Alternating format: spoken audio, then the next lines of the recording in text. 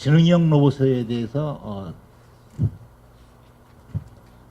요거는 이제 우리가 똑같은 슬라이드에 다 넣기로 했어요. 뭐 우리 이민아 회장님이 워낙 잘 설명해 줘서 그 중에 하나가 로봇이 될 수가 있다. 그래서 인간 중심적인 이제 지능형 로봇을 이제 그런데 이 장표도요 until now예요. 그러니까 지금까지 이렇다는 얘기지 어떻게 바뀔지 모른다. 로봇의 어원은 다 아시죠? 그래서 여기 보시면 노동이다. 노예란 뜻이에요.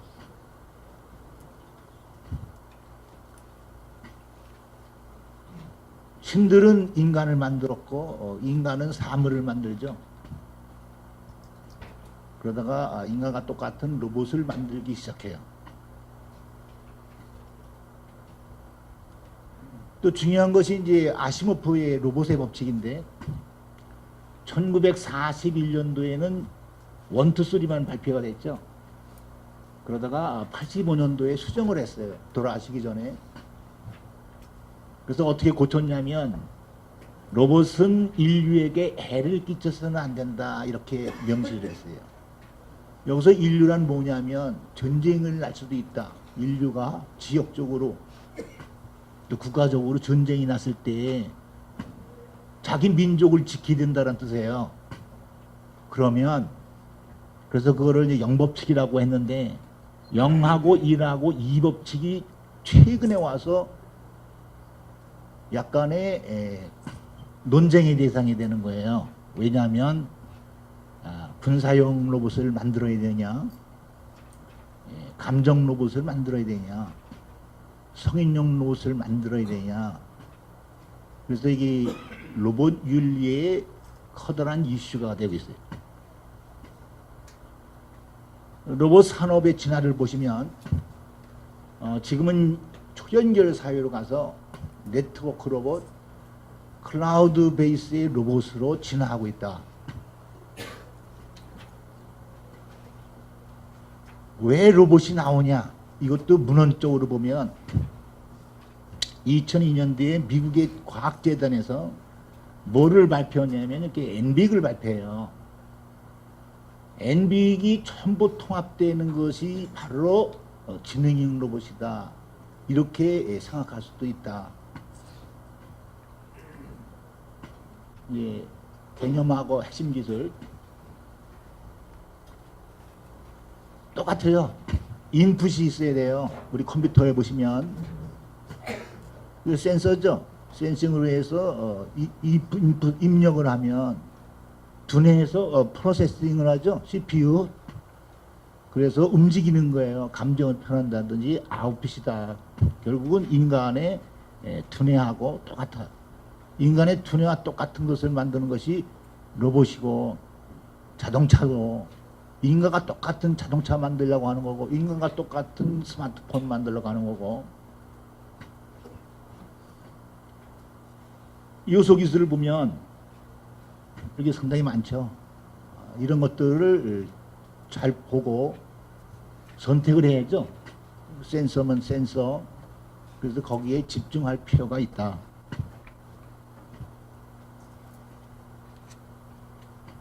그런데 아까 우리 이민아 회장님이 그건 좀 틀린 거예요. 이것은 이제 인간의 뇌를 로봇에 놓자라는 그 관점에서 접근할 적에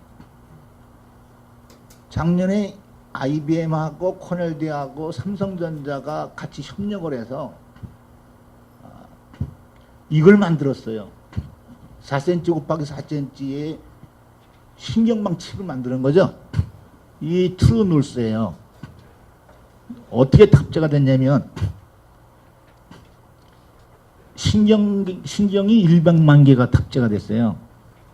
그러면 우리는 until now 이거 상당히 중요해요. 예?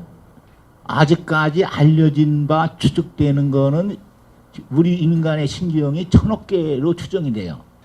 그게 1,000억으로 나누면 저 정도가 탑재가 된 거다.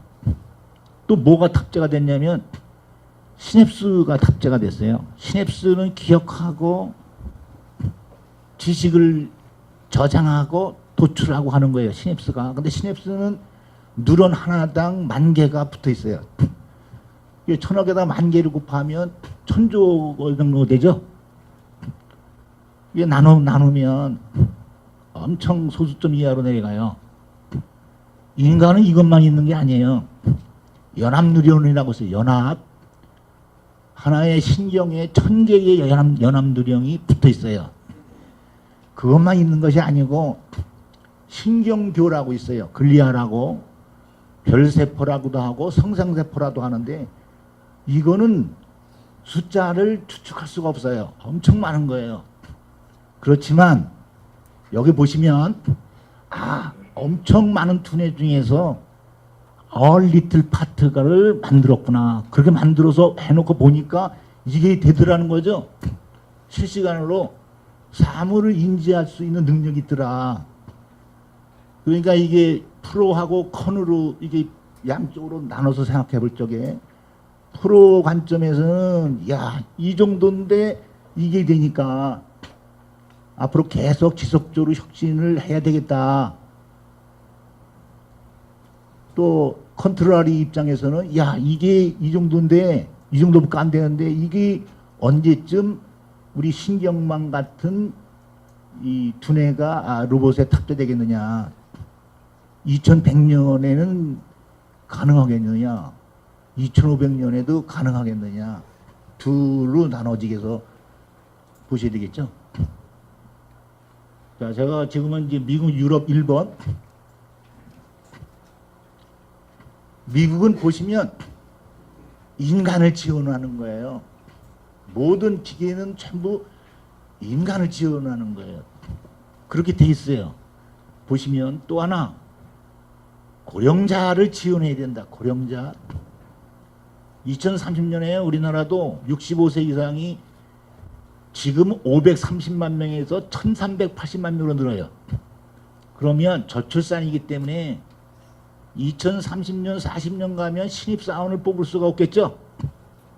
그럼 누구를 뽑아야 되냐면 65세 이상 고령자들을 뽑아야 돼요. 그런데 고령자들은 문제가 있어요.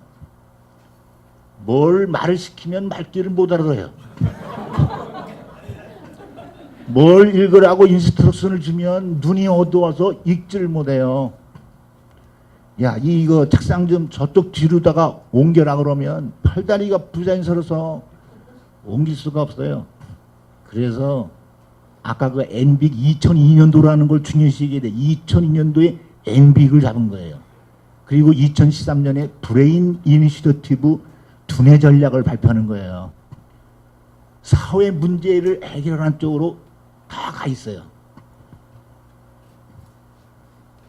여기 보시면 많은 거 있지만 자, 인간과 협업하는 로봇이에요.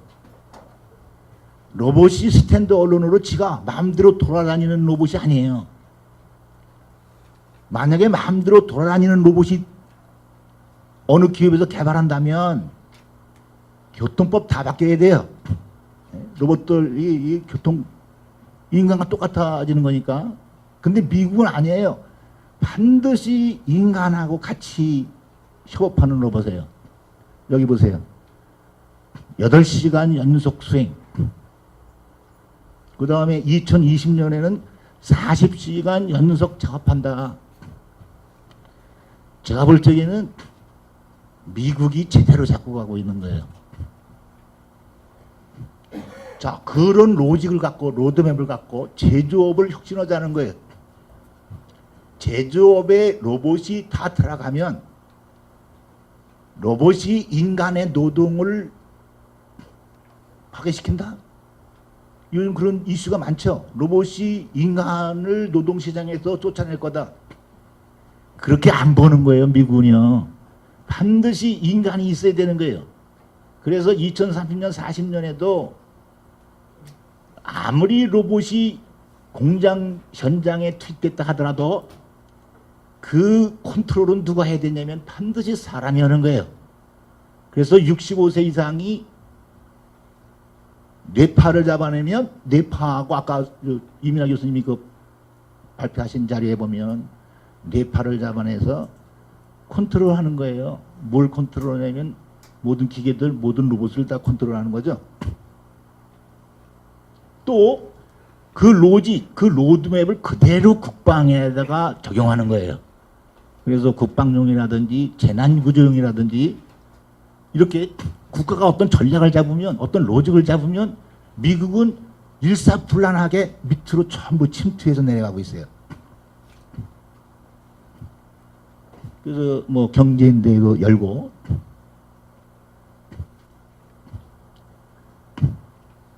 많은 분들이 다빈치 로봇, 야 다빈치 로봇이 야 로봇 수술했다가 사람 죽이면 어떻게 하느냐? 안 그런 거예요. 반드시 의사가 컨트롤하는 거예요. 수술을 의사가 해요. 그 대신에 로봇이 정교하니까.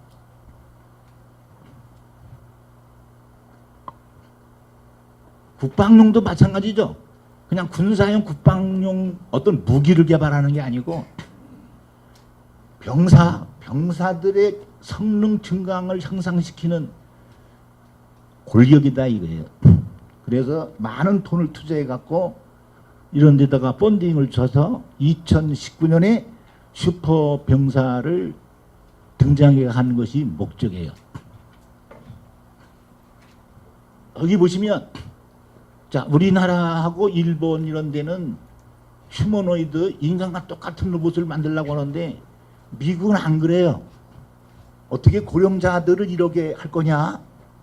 팔이 부자인 사람들은 로봇팔 만들어주고 손을 잘 못 움직인 사람들은 로봇 손 만들고 로봇 다리 만들어서 이 사회 문제 이 2030년 장기적인 걸로 추진하는 거예요.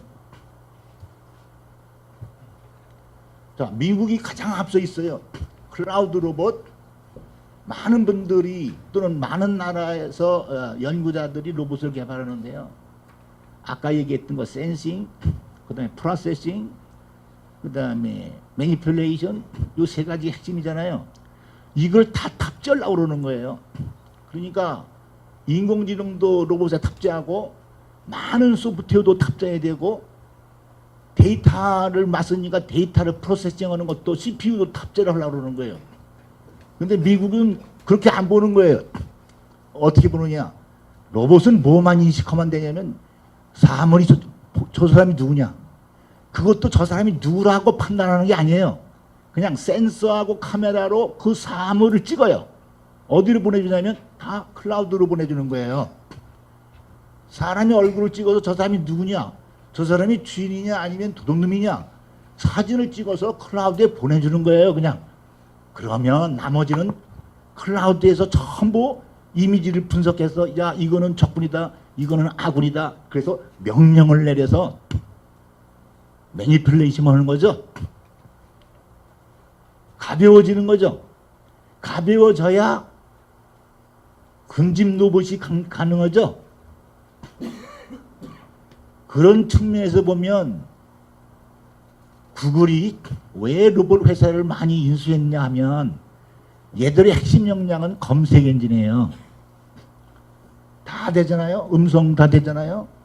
동영상 속의 사물, 동영상 속의 인물도 누군지를 이걸 검색하는 거예요. 다음에는 촉감, 아까 오감 컴퓨팅 말씀하셨지만 감정, 생각, 마음까지도 검색의 대상이다라고 돼 있어요. 특허에 보면.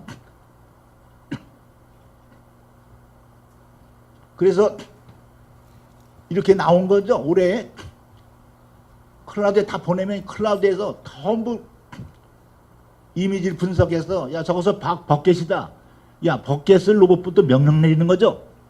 11시 방향에 버켓이 어느 거리에 있으니까 로봇 팔을 어떻게 해서 앵글 각도를 어떻게 해서 가서 파지를 해라, 잡아라 이런 얘기죠. 제가 말씀드리는 거는 상당히 초기 단계예요. 아직 개념 단계입니다. 클라우드는.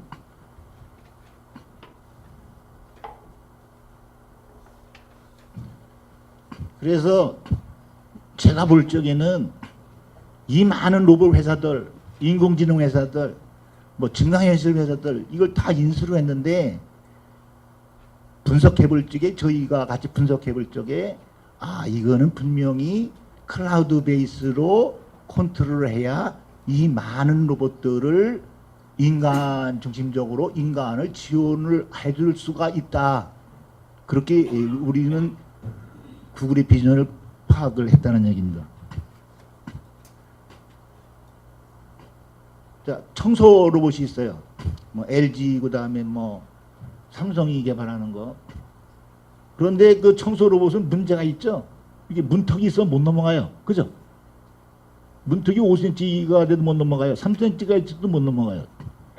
자, 미국은 무슨 생각을 하고 있냐면 하나의 로봇은 문턱을 못 넘어가지만 로봇을 작게 만들어서 5개를 연결을 시키자. 5개를 연결시키면 문턱을 넘어갑니다. 그 개념에서 나오는 것들이 전부 유펜에서 개발하고 있는 건데 이게 벌떼로 보세요.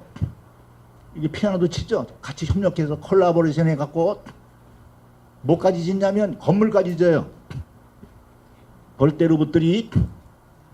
자, 이거는 이제 하버드대학에서 개발한 킬로봇인데 1024개의 꼬마 로봇이에요. 뭐하고 똑같냐면 우리 신경망하고 똑같아요. 가장자리를 따라 이동하는 거죠. 가장자리. 어떤 명령을 내리면 뭘 만들려고 하면 하나가 촌놈이 대장이 점을 찍어줘요. 그러면 가장자리 따라서 움직이면서 수행하는 거죠. 두 번째는 개미처럼 분산하고 협력한다. 이거 개미를 모방한 거예요. 이게 생체 모방이라고 그러는데요. 그리고 다리 셋을 움직인다. 그리고 이렇게 일을 하다가 로봇이 하나 고장이 났어요. 그럼 우리 저 군대 요즘 그 프로그램 나오죠? 뭐 훈련 받다가 얘가 왕따 당해서 뭐냐면 열애시키죠? 열애시켜서 뭐예요? 가서 충전을 하잖아요. 충전을 나가서 정신 차리면 다시 들어가잖아요. 똑같아요. 열애시킨다.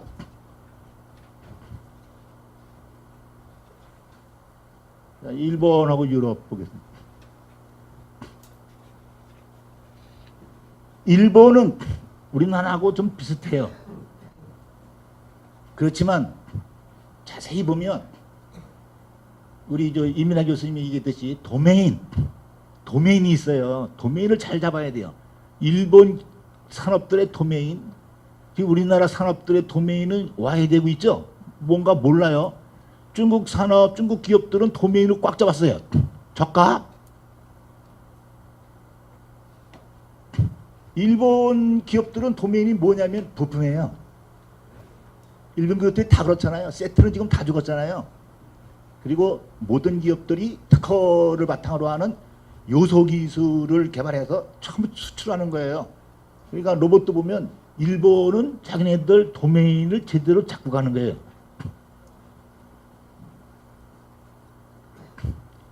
이 사례가 나오는데 특히 이제 페퍼가 중요시 하는 거죠. 왜냐면 페퍼는요, 이렇게 디스플레이가 달렸잖아요. 이동하잖아요. 얘가 무슨 기능이 있냐면 텔리프레젠스 기능이 있는 거예요. 우리말로 번역하면 원격 출연. 내 대신 회의를 가는 거예요. 그래서 제가 여기서 스마트폰으로 명령하는 거예요. 야, 거기서 얘가 이제 찍어서 오겠죠. 동영상을 찍어서 오든지 뭐 말로 오고 그러면 야, 거기 내 의견은 이렇게 네가 얘기해라. 자, 이와 비슷한 것이 잠깐만요. 일단 진행하고요. 그럼 이거 뭐 우리하고 똑같고요. 거의. 유럽은 이게 보시면 뉴로모픽적으로 접근하고 있어요. 그러니까 인간의 뇌와 똑같은 로봇을 개발한다라는 게 목적으로 되어 있어요. 그러니까 상당히 더뎌요. 그러니까 신문 방송에 나오는 유럽에서 나오는 로봇들이 거의 없는 거예요. 왜냐하면 원래 전략이 똑같은 거예요. 왜 그러냐면 이렇게 본 거죠. 로봇들은 인간과 같지 않아요. 이게 보폭을 걷는데 76cm를 걷잖아요. 그러다가 갑자기 여기서 물이 있으면 인간들은 뛰어요.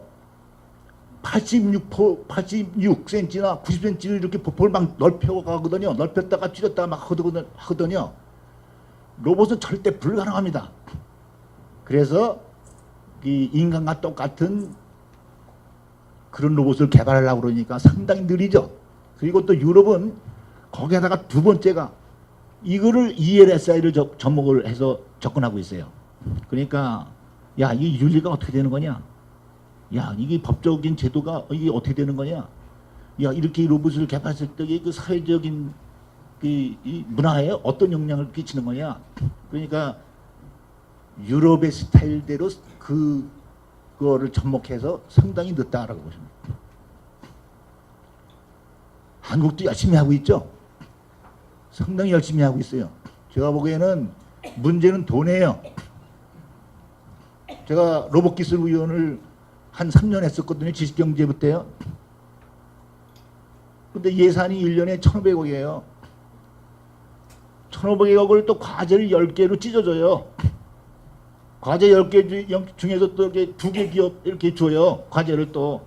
그러니까 많이 받아봐야 뭐 50억, 30억 그렇게 받아갖고 그 아까 미국과 같은 그런 로봇을 개발할 수 있습니까? 그래서 열심히 하고 있지만 여기 보시면 말을 않겠는데요. 여러분들이 판단해 보시고 그 대신에 페퍼 같은 로봇을 개발하시는 분이 여기 오셨어요. 송세경 박사라고. 어디 계시죠? 송 박사님? 예. 예. 그러니까 이민학 교수님께서 얘기하신 IoT 웨어러블, 그다음에 IoB 뭐 이런 것하고 서비스 로봇이 만나는 시장이 열렸습니다. 이번 올해 CES에서 3,500개의 기업이 참여를 했는데 로봇 타이틀로 참여한 기업이 150여 개였고요.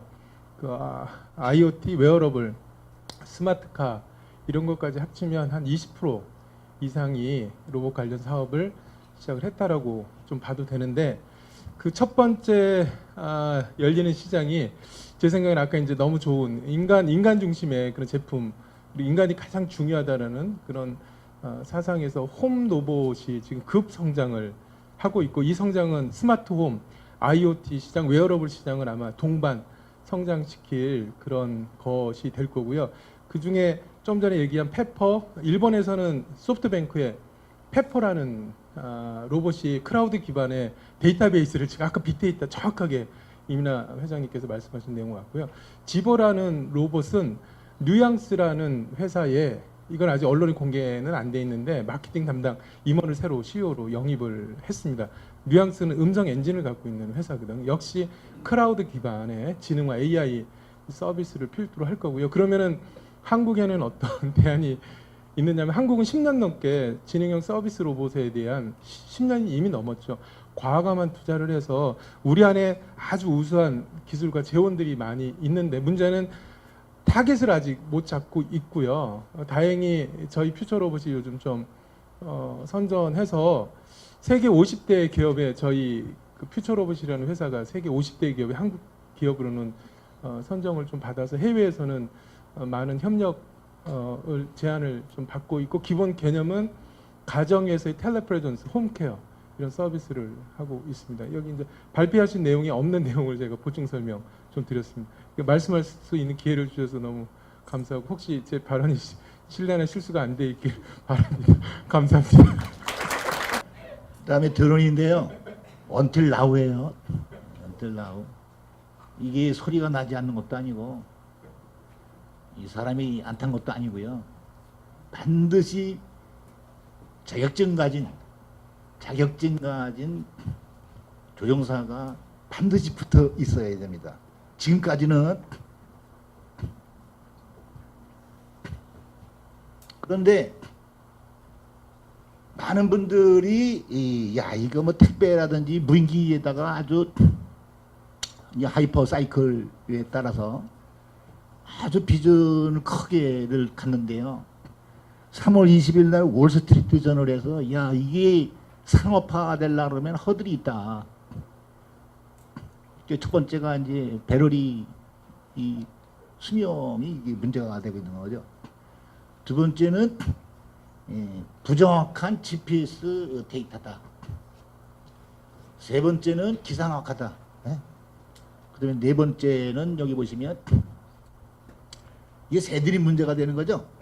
새들이 와서 막 이 부닥쳐 쓰는 건 문제가 되고.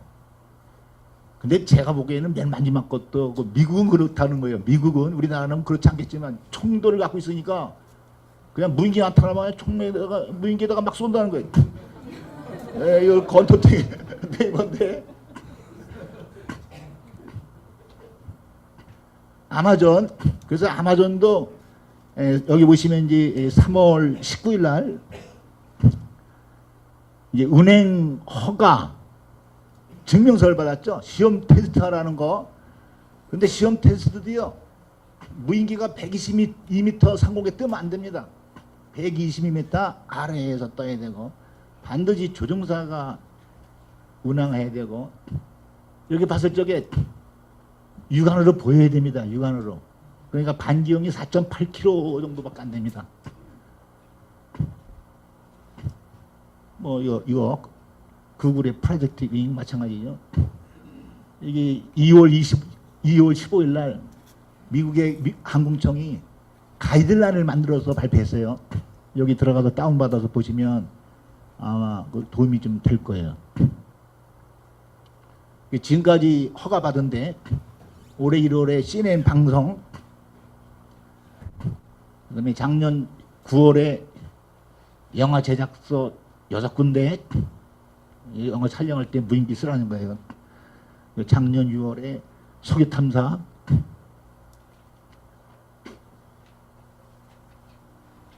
뭐 국제표준 뭐 계속 나오니까 특히 특허를 확보해야 된다.